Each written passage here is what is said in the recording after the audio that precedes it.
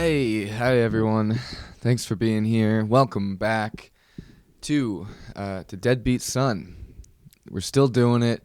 I don't care. You know?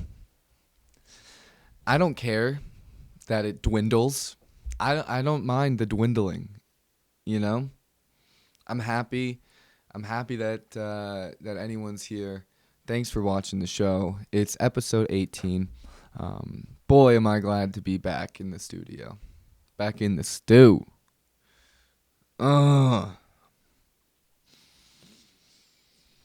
Here's my gripe with music producers. If I were a music producer, if I were like, the guy in the studio who was like had their own little producer line, murder on the beat, or minimum and a big so it's not nice, something like that. That's one. Take Keith. To heck with these guys. Hey, Take Keith, mess these guys up. Anyway, my point is, if I were a producer on like a Drake track or with any rapper, I would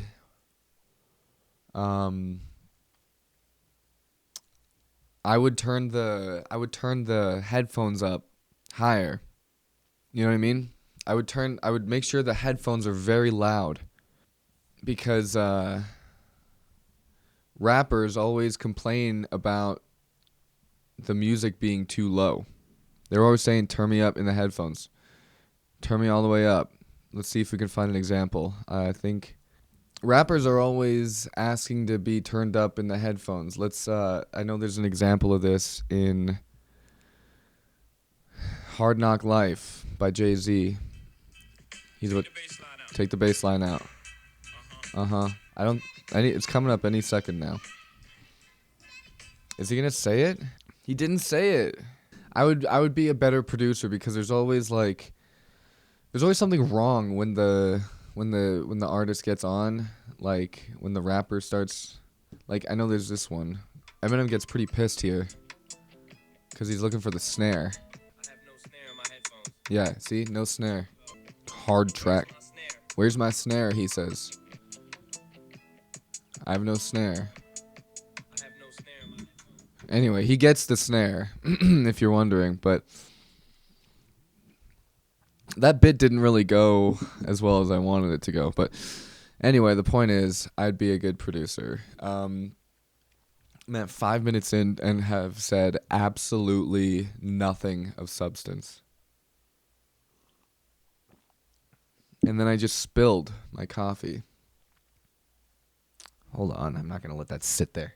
I'm going to have to sit here for an hour and a half to get 20 minutes of content. Welcome to the show. I'm happy to be back in Utah. It's good to be here. I did miss it. It was as fun as it was being in LA. You come away thinking, I've come back with some thoughts. And I don't mean that hoe over there. I don't mean those kind of thoughts. Get your head out of the gutter. I mean opinions. I have opinions. I have things to say. Mostly is that I don't think I'm gonna go. I don't know if I'm going back to LA. It ain't easy living out there. It ain't. It's just pretty wild. The pace of it is so intense, and a lot of people there are just out of their frickin' minds. I've heard people told me when they were in LA, or people told me when I was in LA, they give me their theory on like living out there in terms of stand-up comedy. And I heard this line a few times, like, just being here is half the battle. Just being in LA, You're already halfway. You're already so much further in comedy than somebody in elsewhere, which I get. I get it. It's kind of true, but not if you don't do anything when you're there, right? Like so many people move there with that mindset, like I just got to get there, just got to get there. And then they get there and then just sit around. And just putter around, you know. I got absolutely no writing done when I was out there. I was out there for damn near 2 weeks. I was out there for like a week and a half. Zero writing. I didn't write any new jokes. It sucks. I was just so busy. I was just so like, it's such a go lifestyle, like the 90s, go 90s, that I couldn't even write a damn joke. And if I couldn't write a joke in a week and a half, I don't know. I mean, imagine how much that would stint my comedy living there. I don't know. It's nice, like, a slower pace. There's nothing wrong with a slower pace of life if you are working, if you're doing the thing, making it happen. It doesn't really matter where you are, right? I understand that there's more opportunities in LA, I guess. There's industry, right? There's more successful comedians there that live there. All these people that you could like potentially work with, but I don't know, man. But you also have to, you still got to put in the work, man. You can't just show up and be like, well, I'm here, so I'll just wait for something to happen, because it won't happen. Unless you're like a total fox, right? I mean, even then, there's plenty of beautiful people in LA and all over, and they're not famous. Doesn't matter. A lot of people, they just move there thinking that they're going to get famous, and then they've been there for 15 years, and they're like, oh, shoot. All right, well, I guess I'll start a family. And then they do, and then God bless them, but I don't know, man. Trying to not do that, so at least not right now. Right, Hoot? It's almost time for Hoot to go, right? Because fall's over, winter's here, baby. It came.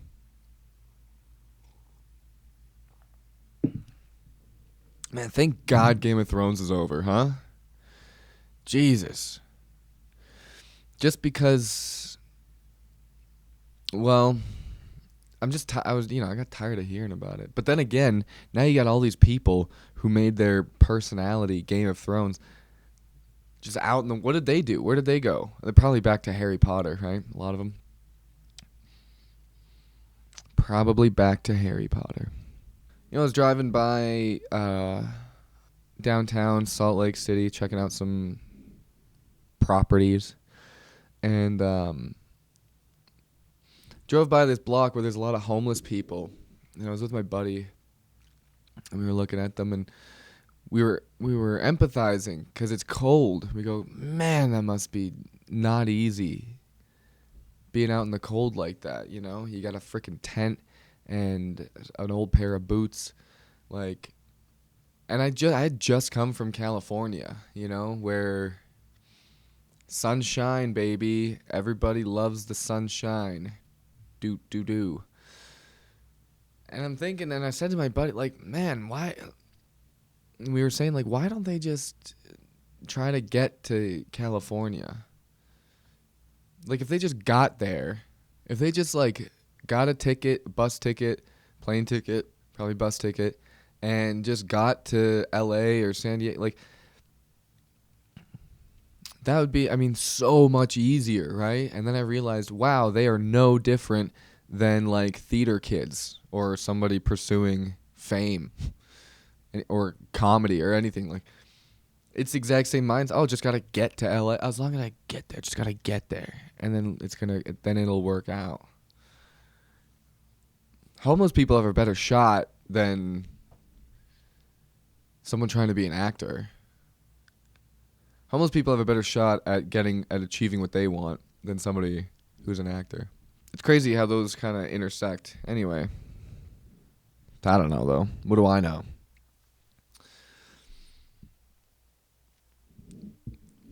Got a big anyway, winter's coming. Winter is here. It's frickin' cold.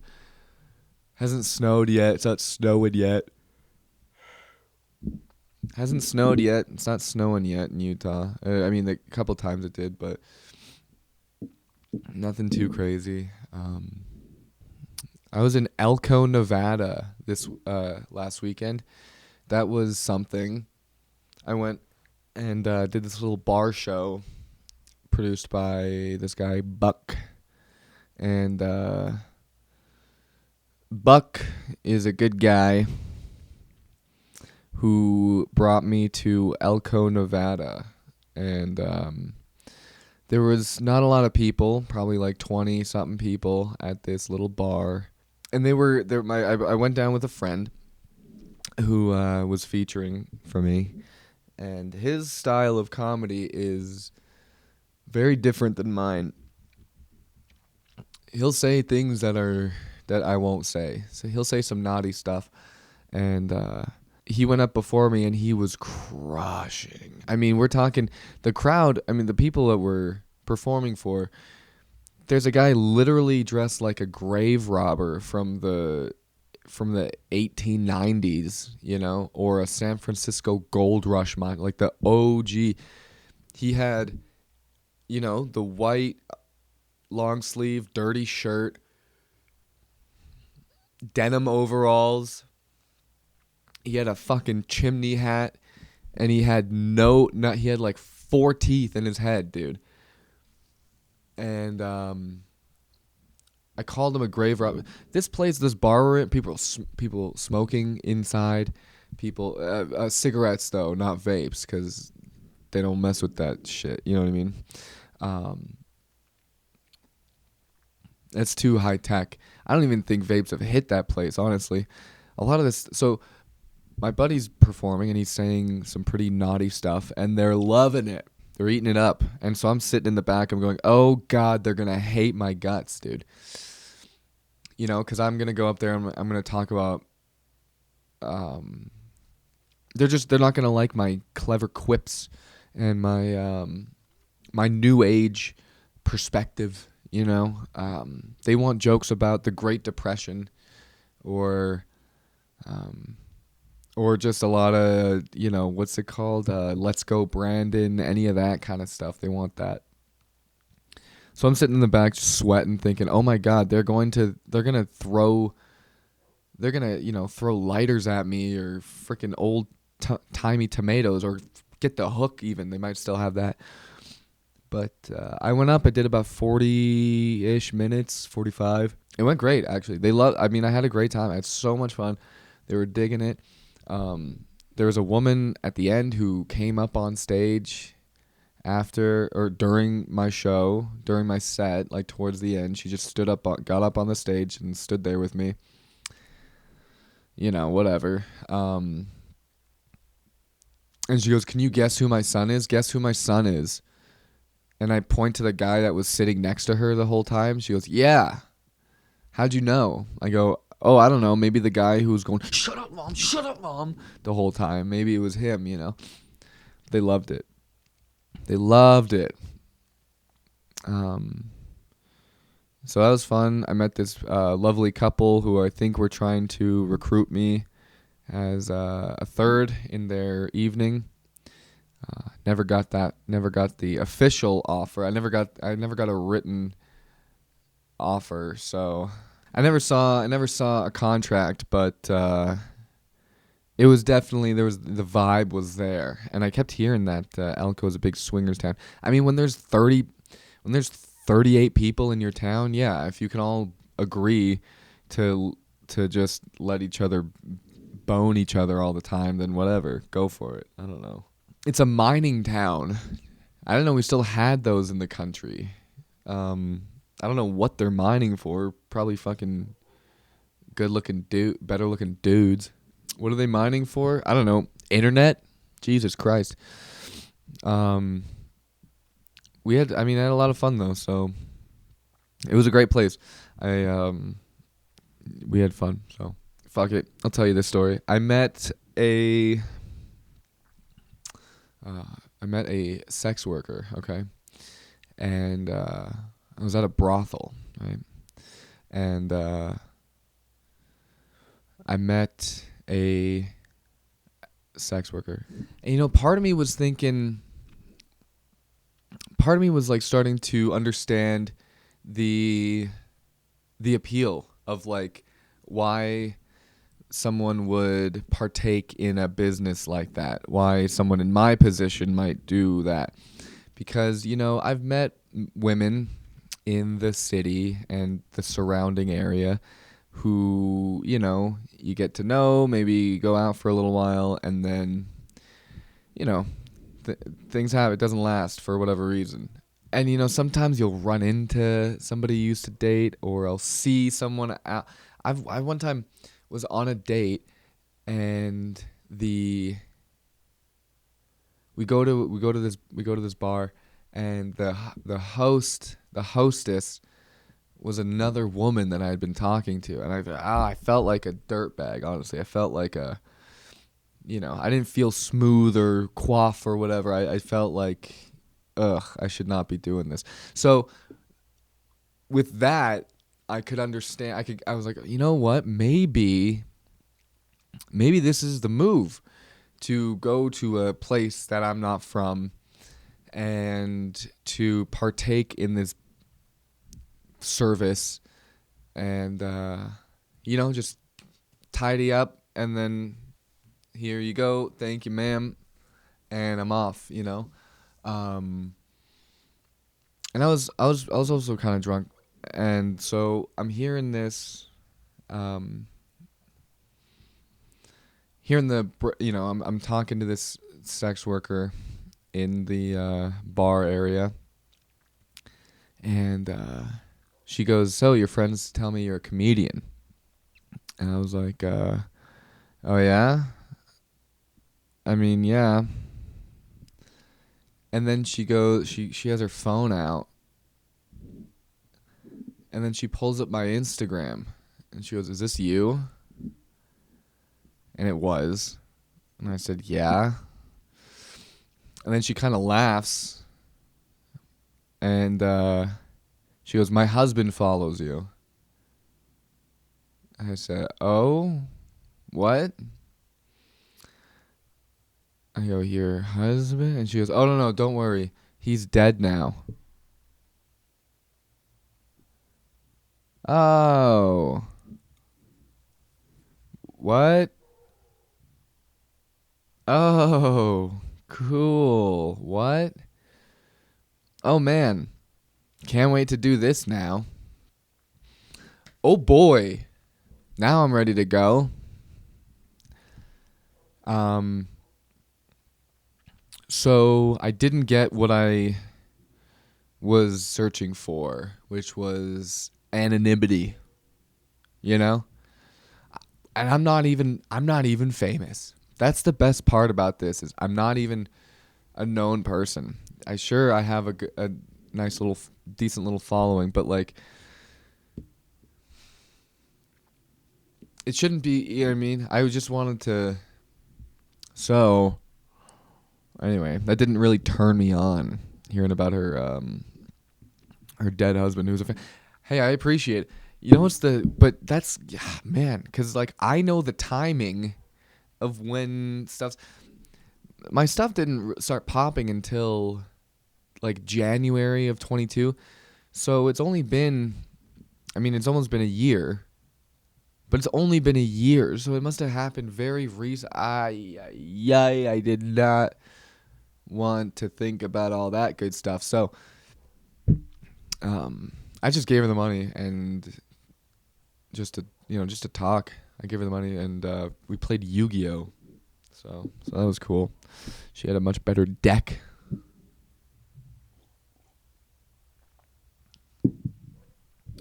Elko was cool though. I'm glad I went, and you know, if you're listening, I don't know what the hell to say, but we had fun. My friends and I, and can't wait to go back. Can't wait to.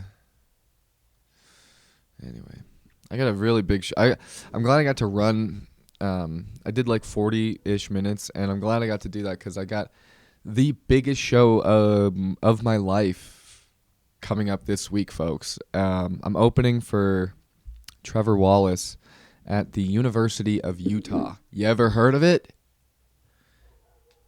You ever heard of the state of Utah or universities in general? Well, you can figure this one out. Kingsbury Hall. Your boy is doing a half hour in front of Trevor Wallace. So it's only like, 1,900 something people, nothing too crazy. It's a lot of people. It's the most people I will have probably ever seen in my lifetime at once. And I'm going to be standing in front of all of them. So that's gonna be absolutely nuts. It's like sold out too, so I don't even need to be talking about it, but I am. I am. So this week I'm just preparing for it, just doing all these as many spots as I can, trying to get up at places. And I went up last night at some coffee shop, and they hated me so much, which is good to put yourself in those situations, I think, where they disliked me as much as I thought the people in Elko would. But what was nice is that the people of Elko surprised me, and they were really into it. They loved my stuff. They were following. They were shucking and jiving and yee-hoo, like doing that whole thing. And the people at this coffee shop just stayed hating me, they just, oh man. So, people in smaller towns are often better. They're real people a lot of the time. Some of them are absolutely batshit, and they are in a cult, or they got someone locked in their basement, or whatever. They start the sexual encounter. They start a potential sexual encounter by telling you about their dead husband that follows you on Instagram. So, but they're usually better than like these freaking city folk, which I am. I kind of, I go back and forth, but it's so interesting, You gotta have faith in people. You gotta have faith in real people, and not in young people. I don't have faith in young people because it's so interesting that they're more set in their ways than the people that they will accuse of being set in their ways. They think like the general consensus is that like older folk will not but are kind of who they are and decided. But young people are doing that too. They're just like, oh, this is me. Other things are wrong. I won't hear it. Which is like, not the point.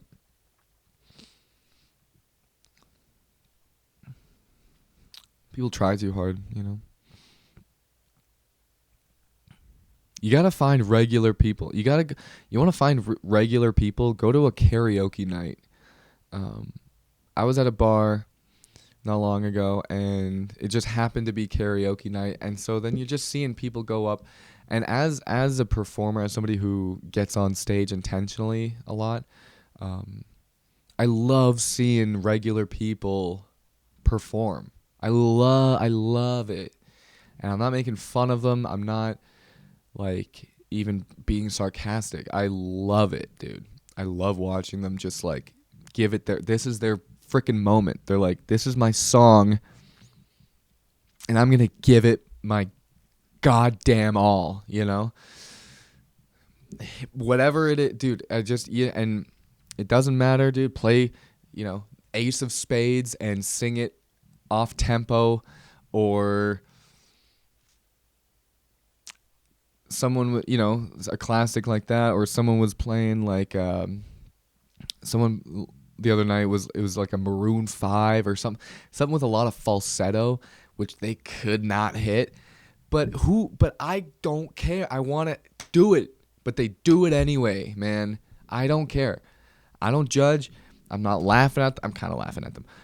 But it's all in good fun, man. It's like this guy works fucking 6 days a week, and by God, if I don't get to sing Adele when I go to the frickin' Fox and Hound or the Pickle in a Jar, whatever place does karaoke on Tuesdays, and I'm going to get there, I will be damned by God if I don't get to sing my Alicia Keys, You can string me up on that cross right now if I don't get to sing Chasing Pavements by Adele. I got something in my heart that I got to get out to these random ass people, man. You need that. You need that. I love that shit.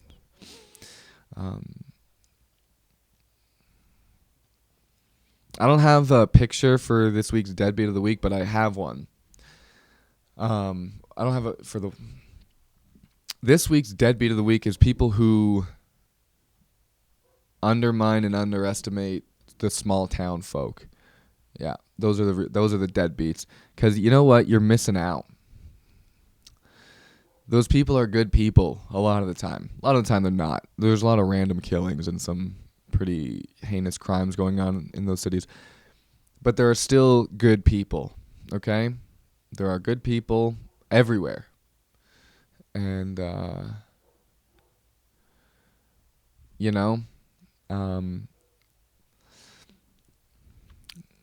deadbeats, the real deadbeats are people who make judgments and assumptions of others. Some of them are in those small towns. Yeah, I'm not saying everyone in the small town is a good person. Probably most of them aren't.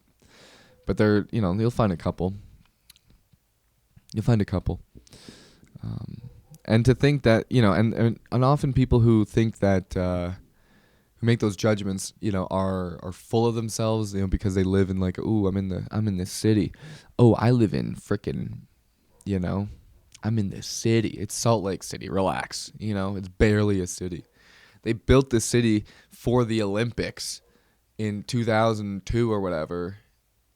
And then Olympics happened. The world left. And now there's just all this stuff that nobody uses. So anyway, I think that's it for this episode, right? We've been here for a while. Yeah, this is going to be a longer one. I've been talking longer on these episodes. I don't care. Good.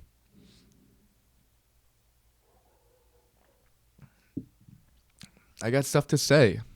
Anyway, big show in a few days. I would say get tickets, but I don't even think you can.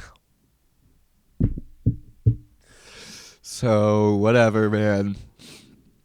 I'm very excited. I'm very cocky, so it's going to be great. I'm also very nervous. Clips always coming out every week. Check those out. You gotta like and subscribe and rate it on Spotify. Rate it highly on YouTube. I need more engagement on YouTube because I'm getting nothing. So let's up that ante a little bit. And if you don't mind, keep sending in artwork. It'll go up on the wall if you got it. P.O. Box 591, Clearfield, Utah 84015. And that's it. Thanks for watching. Oh, email the podcast, deadbeatsonpodcast@gmail.com. And I think that's it. We'll see you next week. Take care, everybody. Thanks for watching. Bye-bye.